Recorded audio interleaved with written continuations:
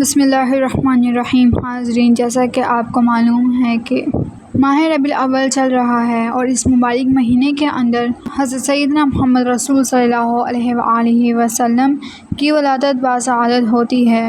تو اس حوالے سے میں آپ کے سامنے رسول پاک صلی اللہ علیہ وآلہ وسلم کی سیرت کا مختصر تعارف کروانا چاہتی ہوں۔ حضرت محمد صلی اللہ علیہ وآلہ وسلم کی سیرت دنیا کے سب سے روشن اور کامل انسان کی زندگی کا تعارف ہے۔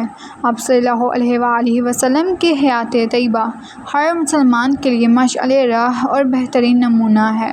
قرآن کریم میں اللہ تعالیٰ نے ارشاد فرمایا ہے کہ لَقَدْ كَانَ لَكُمْ فِي رَسُولِ اللَّهِ أُسْوَةٌ حَسَنَةٌ، یقیناً تمہارے لیے رسول اللہ صلی اللہ علیہ وآلہ وسلم کی زندگی بہترین نمونہ ہے۔ حضرت محمد رسول صلی اللہ علیہ وآلہ وسلم کی ولادت باسعادت مکہ مکرمہ میں عام الفیل تقریباً 570 عیسوی میں ہوئی۔ آپ علیہ السلام کے والد حضرت عبداللہ آپ علیہ السلام کے پیدائش سے پہلے ہی وفات پا گئے تھے۔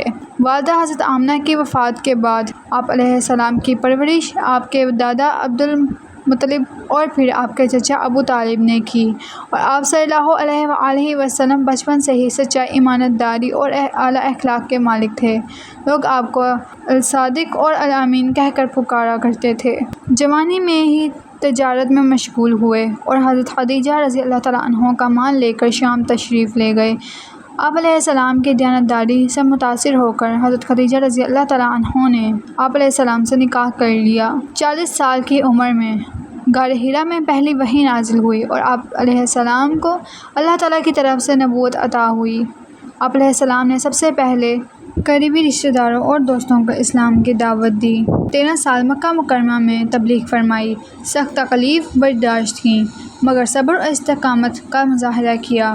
شعیب ابی طالب میں محاصرہ برداشت کیا، طائف کا سفر کیا لیکن تبلیغ سے پیچھے نہ ہٹے۔ کفار مکہ کی اذیتوں کے بعد اللہ تعالیٰ کے حکم سے مدینہ منورہ ہجرت فرمائی، مدینہ میں اسلامی ریاست قائم کی، مسجد نبوی تعمیر کی اور مہاجرین و انصار کے درمیان اخوت کا رشتہ قائم کیا۔ رسول اللہ صلی اللہ علیہ وآلہ وسلم نے غزوہ بدر، غزوہ احد، غزوہ خندق اور دیگر غزوات میں اسلام کا بول بالا کیا۔ صلح حدیبیہ اور پھر فتح مکہ کے ذریعے اسلام کو غالب کیا۔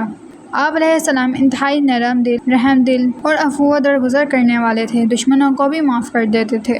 فتح مکہ کے دن فرمایا، آج تم پر کوئی گرفت نہیں ہے، جاؤ تم سب آزاد ہو۔ حجۃ الوداع کے موقع پر خطبہ ارشاد فرمایا جس میں مساوات، عدل اور تقویٰ کا درس دیا۔ آپ علیہ السلام نے 63 سال کی عمر میں وفات پائی اور مدینہ منورہ میں دفن ہوئے۔ اگر آپ کو میری ویڈیو اچھی لگی تو ویڈیو کو لائک اور چینل کو سبسکرائب کریں۔